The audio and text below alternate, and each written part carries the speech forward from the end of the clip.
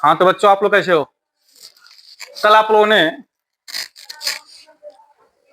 रंग बदलू को देखा था, लिटमस पेपर। आज हम लोग देखते हैं अम्लों एवं क्षारकों के प्राचीन विचार, old concept of acids and base. सबसे पहले अम्ल और क्षारक को परिभाषित किया गया। उसमें दो बिंदुओं के आधार पे इसको परिभाषित किया गया। पहला बिंदु आपका था स्वाद, स्वाद के आधार पे। दूसरा था लिटमस के प्रति, लिटमस के प्रति व्यवहार। इन दो के आधार पे अम्ल क्षारक को समझाने की कोशिश किया गया था। आपको अम्ल समझना है, इसको समझने के लिए आप अम्ल का मतलब आमला से ले लीजिए। किससे ले लीजिए? आमला से। आमला आप लोग समझते हो क्या होता है आमला? इसका क्या बनता है? अचार बनता है। बहुत अच्छी बात है। आमला का क्या बनता है? अचार बनता है। और ये जो आमला होता है इसका स्वाद कैसा होता है? खट्टा होता है। स्वाद कैसा होता है? खट्टा होता है। अर्थात अम्ल स्वाद में कैसे होते हैं? खट्टे होते हैं। अम्ल स्वाद में कैसे होते हैं? खट्टे होते हैं। और कल आपने देखा था अम्लीय विलयन में लिटमस पेपर का रंग कैसा होता है?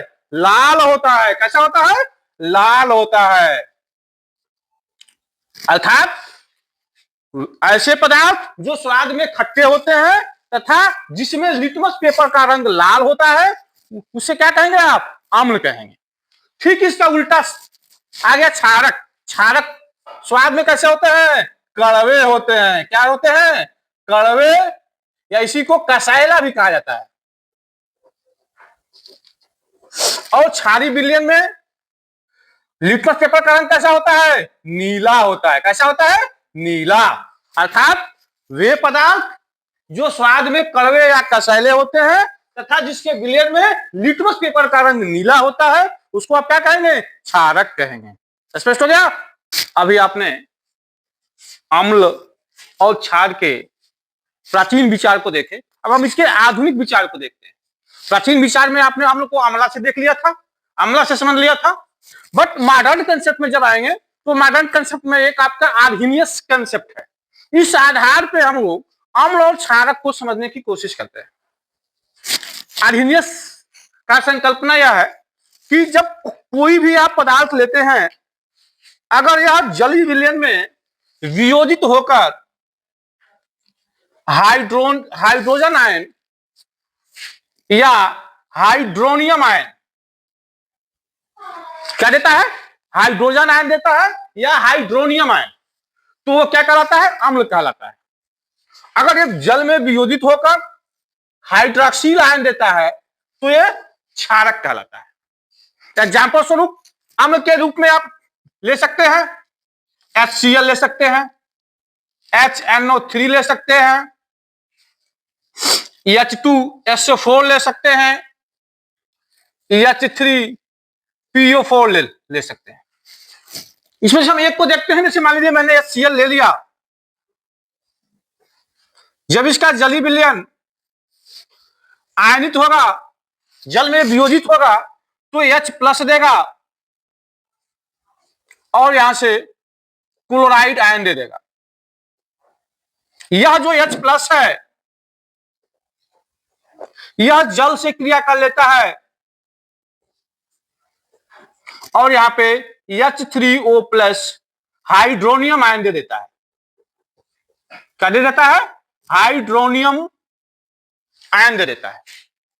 इस तरह से वे पदार्थ जो आयनित होकर जल में घुलकर हाइड्रोजन आयन या हाइड्रोनियम आयन देता है उसी को आप क्या कहते हैं? अम्ल कहते हैं। इसी चीज को हम चाहें तो ऐसे भी लिख सकते हैं, HCl + H2O रिवर्सिबल, H3O+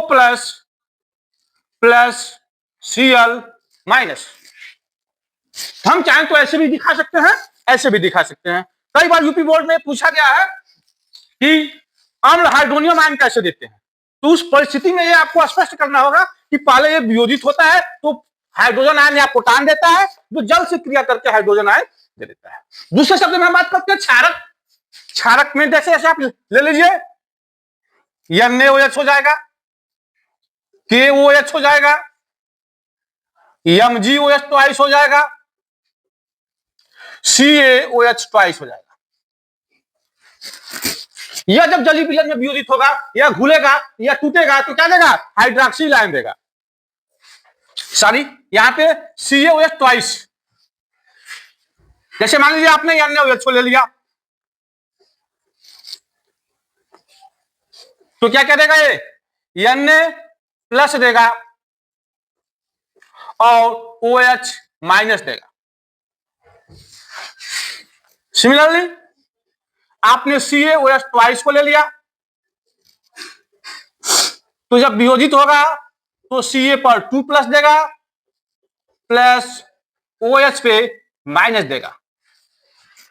इस तरह से आर्हेनियस साहब ने यह समझाने में सफल रहे कि जो आयनित होकर वियोजित होकर हाइड्रोजन आयन हाइड्रोनियम आयन दे दिया वो अम्ल हो गया, जो हाइड्रोक्सिल आयन दे दिया वो क्षारक हो गया।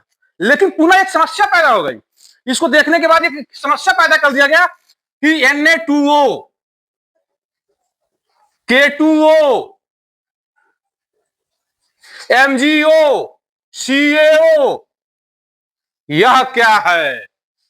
अम्ल है कि क्षारक है? जब यह पूछा गया तो आर्हेनियस साहब की बोलती बंद हो गई कि भैया ये तो जल में घुल के हाइड्रोक्सिल आयन दे ही नहीं रहा है और ना ही ये हाइड्रोजन आयन और हाइड्रोनियम आयन दे रहा है, तो न अम्ल होगा ना क्षार होगा। आर्हेनियस साहब की बोलती बंद। इस तरह से इनकी नियम जो था अम्ल और क्षारक की संकल्पना भी फ्लॉप हो गई और जलीय लवणों के लिए और जलीय पदार्थों के लिए आर्हेनियस साहब की संकल्पना लागू नहीं होता है। अब इसके लिए क्या कंसेप्ट लाया गया, क्या कहा गया, इसकी चर्चा हम लोग अगले वीडियो में करेंगे।